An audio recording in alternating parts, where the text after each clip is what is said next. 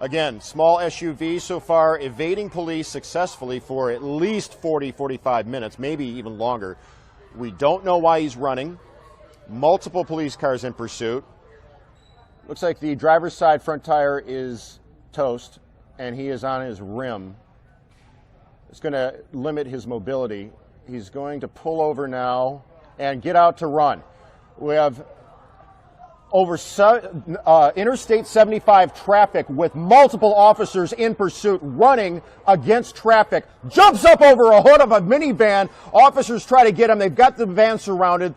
5, 6, 7. They've got him down in custody. Running on highway or against highway traffic, climbing the hood and windshield of that SUV, that minivan right there. One of the most dramatic police chases you will ever see come to a conclusion right here live on Local 4.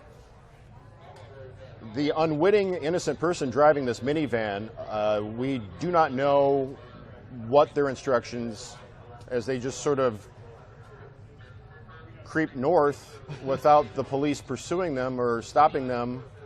Or are they told to pull forward off to the side of the road? Or are they just going to slowly drive away after having been involved in this major live news incident?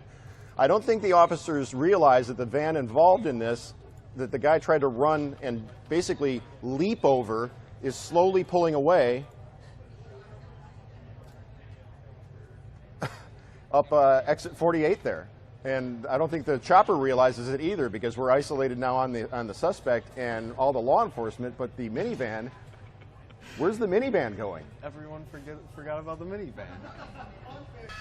It's on the right side, so we can't see exactly which one. We just passed Hazeltine, eastbound Victory Boulevard, about 48 miles per hour. And pilot is telling me it looks like he's starting to lose control. And definitely look at that front left tire. That tire looks like it's going to have some issues here. And the loot in the back, the stuff standing out, the stuff that we were seeing in the backup, getting a lot of traffic right here, a lot of cross traffic. We're going to pull out and see how it gets moved around. All of this UPS truck there, squeezing by the UPS truck. Again, this is why LAPD has it in a tracking mode. They want this driver to slow down and not drive so erratically. Officers are behind this individual, but not close enough. Oh, there we go. One person, right there. One person just fell out. So stand by. I can't tell if that's a footbill. Somebody's still driving right now. Somebody's still driving the vehicle. So that was a passenger. Passenger ran, or literally jumped out of the vehicle. So I'm staying with the car. Somebody is still in the car driving that. You can see there's a male driving that. So again, a situation here that was just past Hazeltine on eastbound Victory Boulevard. We are going to stay with the vehicle as the female passenger jumped out of the car. Okay, right now my pilot's telling me LAPD has completely pulled out of the pursuit. In fact, it was just too dangerous. Officers may have the female suspect in custody. We're still going to stay with this vehicle. Obviously, this thing is probably going to catch fire here or something of that nature. As we're turning southbound here, this is, let me get you the street here. This is Fulton Avenue. Okay, coming to a stop. Fulton Avenue, we're going to stay with the suspect. And okay, again, here's the suspect coming out right now. Right, and in a situation like this, again, you don't want to make sure this person isn't going to carjack anybody in a situation like this. Foot bail right now. No doubt LAPD officers are going to utilize this footage. They're going to ask us where this suspect is, the description of the suspect. You got a male there wearing jeans, a hoodie, running through the neighborhood right off of Fulton and Victory Boulevard. And you can see he's evading officers right now. Nobody following him except News Chopper 4. And we're going to see what this guy is going to do, whether or not he's familiar with this neighborhood or just trying to evade law enforcement officers. We saw him jump out of that Jeep with all the loot in the back there, now going through a neighborhood. We've seen this before, Megan. Right. Will take off the sweatshirt, try to disguise himself, reinvent himself, if you will. Yes, and they do that, and I'm not sure if he knows anybody. He's running back. This is Long Ridge Avenue. He's running on Long Ridge Avenue right off of Victory, running back toward Victory, so he's running in a northbound direction. And you can see as we pull out here, want to make sure he doesn't go into this apartment complex. He's continuing up towards Victory Boulevard, so we're going to maneuver News Chopper 4 around here. I'll keep a wide shot. There's an LAPD. You can see a ground unit right now. We're going to turn around and get that shot, but most likely he's going to be running eastbound. There he is across the street. We got eyes on him, Larry. Let's hope he's not into armed. traffic right now. Dangerous situation, Michelle. This guy could carjack somebody, Exactly, considering Megan. this may be an armed robbery suspect. That makes this situation even more dangerous. LAPD shortly behind. And look at this guy. He's winded out. He ain't going to last much longer. He's tired. Pretty soon he's just probably going to give up and basically go. There he is. There he Wow, is. predicted it. Boom. Giving up. He's done. Can't run anymore. Well, Maybe it's not going to go much further. LAPD officers, you got a female officer Yep. chasing him. Just give it a second. This girl's going to get this guy. All right, there he goes. Wow. Physical There contact we made go. with the suspect here Takedown. right now. Takedown, as you see Don't here. Yeah, don't mess with the LAPD. She's got you right now. She's apprehending the suspect all by herself, now Wow. getting assistance from other officers. We're eastbound on the 210 coming up to town. Right here you see the truck tore off that right front tires and went through the 5760 interchange. What we're understanding, this is a carjacking with the victim still in the car. Suspect was armed with a knife. We've been hearing the police, the sheriff's observer overhead from LA County Sheriff's 21 calling that the victim is fighting with the driver. And right now he's right on this right shoulder, eastbound 210, coming through the Pomona area. And you see it just dragging that side of the car up there on the right front corner. Just unbelievable. This car is not caught on fire yet from all the friction from that drag. And there goes the tire right there. Now it's down on the actual rotor and on the frame. So you'll see it just kind of just dragging it along. Sparks flying out. Eventually, we've seen this before, it'll just burst into flames just from the sheer heat of the friction. So right now it's going to be a pretty dangerous thing here now with that victim inside and a possible with the guy with a possible knife, and you can see it just glowing underneath there. But we're continuing here east on the 210 freeway. We'll get you across street here in just a second. CHP coming up to do a pit maneuver, coming up on the right-hand side, coming up to the thing, bumping it, turning it around into the center divider across the freeway, and a perfect pit by CHP. And we're going to come around here to the side. Keep an eye on it. 5's coming to the north side. And as we see, CHP, 3 units there, perfect pit job. Took him off the freeway over that on-ramp, and now coming to a stop here. Now we have a problem now. You have that victim inside there with the suspect who is supposedly armed with a knife, and so they're going to have to hold back here. Car totally disabled at this point, not going to be able to get away from him now. He's backed up on that side of the shoulder, and as we continue around here, we'll keep an eye on him. 5's going to continue out here to the west. And you can see, so looks like, is that the female? Okay, both of them are out of that right door as we came around here, so we're going to keep an eye on them from here. And so right now it looks like they're giving up, and it's going to come to an end pretty quick.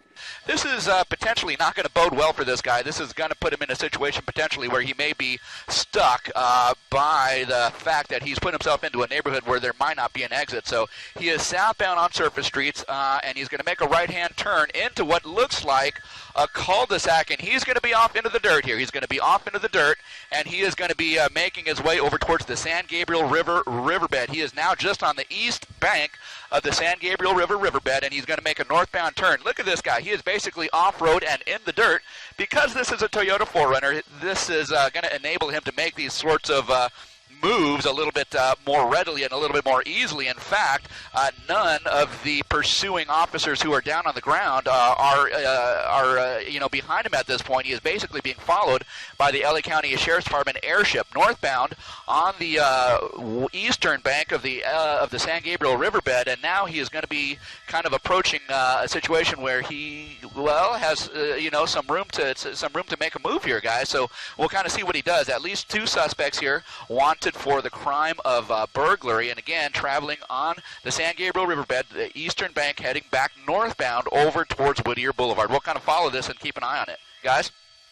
Well, I tell you what, look where he is right now. That was one option for him to make a turn and get back over to surface streets, and he's basically let that opportunity go. So he's going to be staying on the eastern bank here. His next opportunity to get out of this particular situation might be over towards Whittier Boulevard here.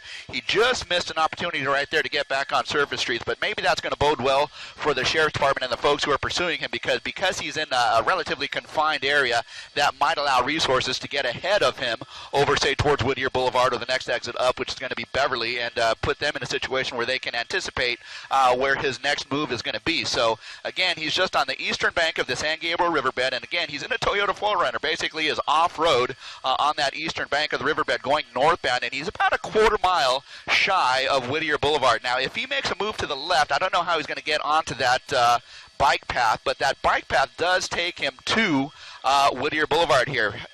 Just kind of looking at this, he might be in a situation where he could be in a pickle here. He might not be able to get out of it with this vehicle. He might be in a situation where he could be trapped. And there it is. His vehicle is basically stopped. Right there, we're going to see at least one person, the driver, get out, and he's going to make his way over the fence, then into the San Gabriel riverbed. He's basically on the bike path northbound, heading up towards Whittier Boulevard here now. No unit. Well, actually, yeah, we do have units up on Whittier Boulevard, so they're going to be ahead of this guy if he makes his way over to Whittier Boulevard here. So they're going to be anticipating this guy heading over in that direction.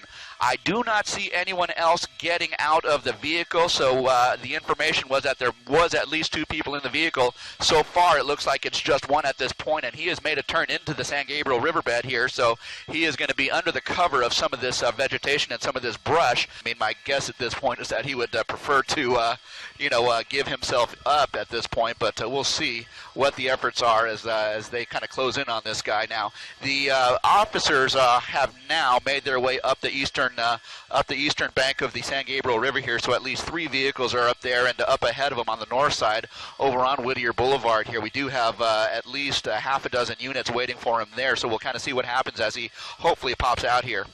About a half hour ago, that active search here was called off. SWAT team was called off. Deputies reopened this stretch of Whittier Boulevard, but I am told even though this was wrapped up here, they are following up on leads, still looking for that pursuit suspect. Again, this guy is, there he is. You can see him swinging his hand there at vehicles as he's passing by. Very strange activity here. There he is again. Oh, and it looks like he threw something or maybe lost something off his hand. He hit maybe that vehicle with his wrist. It looks like maybe his watch has gone, actually hit that vehicle when he swung his hand at it. So a little retribution there on this guy as he's swinging. There he goes, punching the cars. That's what he's doing. He's punching the vehicles as he's passing. Unknown to what's going on, all of a sudden some guy on a motorcycle comes up and punches your car. There he is, shaking his hands like as if he maybe hurt himself. But again, I mean, this is self-inflicted punishment here, to say the least, Sandra. And, he may have an issue with braking with that hand if he can, squeeze that brake or not with that left hand. So, Lena and Sylvia, very interesting pursuit taking place out here. Started in the San Bernardino area, and here he is looking back at police officers. And, he's making gestures to the officers there. I'm going to pull out and show you. Yeah, he's very agitated with those officers, being very defiant. And then jumping right back on the freeway. You can see him, definitely he's got some pain. Look at him switching his hand here. Switching hands. He's now throttling with his left hand. Oh, wow. So, he may be having trouble with both hands at this point. Oh, my goodness. But look at him. He's very agitated at this point. Very dangerous for this driver. Left-handed, crossing his arms there, pulling on that throttle, but continuing to drive. And look at that. I mean, now he's switching back over to a normal position with his hands. But, very dangerous situation for this driver. I mean, maybe he's playing this up for us. I don't know. But certainly when he hit that vehicle with his left hand, it definitely broke his watch. So you can imagine at the speeds he was traveling at the time, about 80 miles an hour, hitting someone's mirror like that or the vehicle at the very least is going to do some major damage. Yeah. Yeah, exactly. Yeah, you got to wonder. Bowing down his head. You got to wonder. I mean, like you said, this could be simply some drama, created by someone who knows that he's being followed and wants to play it up. But it also could easily be someone who is in a great deal of pain. Sometimes when you injure yourself, it doesn't really kick in. The shock at first kind of masks the pain, and then after a while, you really begin to feel it, and that might be. It could well be what we're seeing right now. He could have easily injured himself very seriously.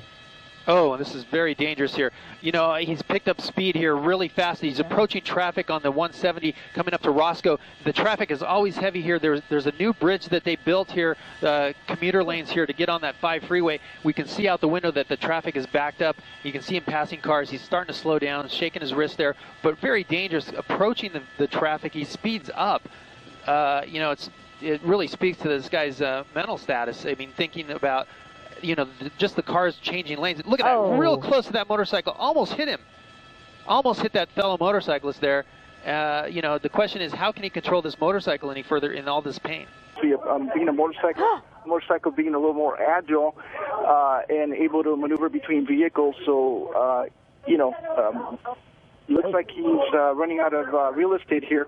But Officer Ramirez, I'm so sorry to cut you off, but we're going to go back up to our Gil Levis and Sky 9 to tell us exactly where this guy is right now. He obviously went off the freeway into a construction zone of some sort. Where does this lead him, Gil?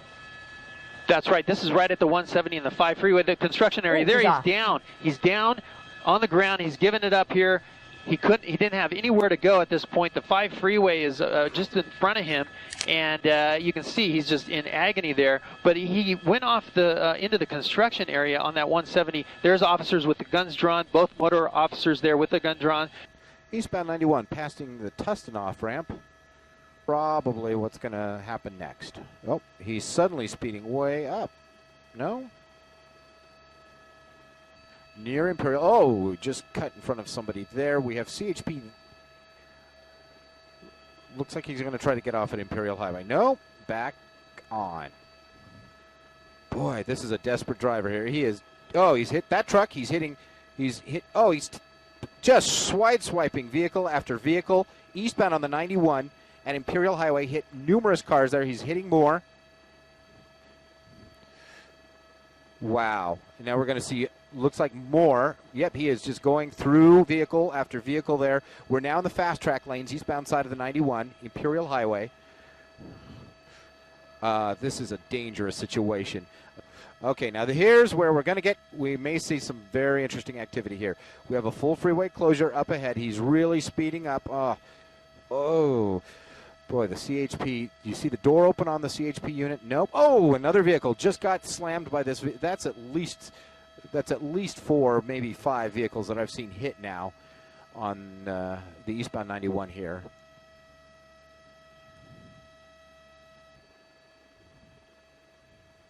Spike strip right there. Yep.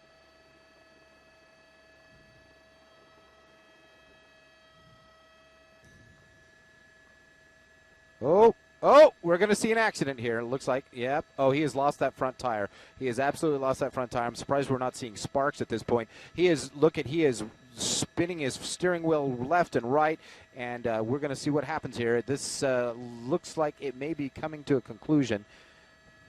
He is just scraping the side of the car now, apparently having no control over the steering.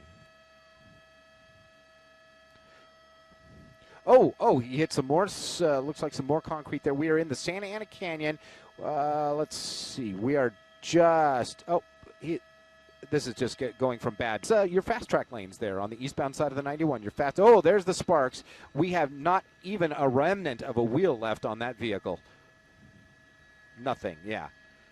HP officers, you can see, look at him trying to accelerate with those rear wheels full speed. They're not going to go anywhere now. So at this point, this is where it's going to get really stressful for the officers because he has no place to go. So, man, well, look at the speed with the bad tire like that coming up to the next intersection. Luckily, it's a green light for him. On the brakes, going to make the westbound turn, slide on around. And here we go, eastbound 3rd. And, man, can you believe this guy driving his car like that and just, given no he's on the train tracks now, and I'm going to have to look out the window to see if I have any of the Metrolink or the little trains that go down 3rd Street here. I believe this might be I can't remember what green line or gold line that comes out from this direction, but he's on the railroad tracks, just continuing on here, racing along through passing Downey Road and continuing on here, westbound 3rd, coming up to a red light, and he's through there and just right down. So I can't really see ahead to see if there's any trains on the track ahead of him. I'm not really sure. I don't see anything coming along, but unfortunately, the train's not going to move. So he's going to have a hard time with that. Yeah. Oh, man, yeah. Something like this, I'm almost at a loss for words. Now just driving on the railroad tracks, he's got to go down underneath.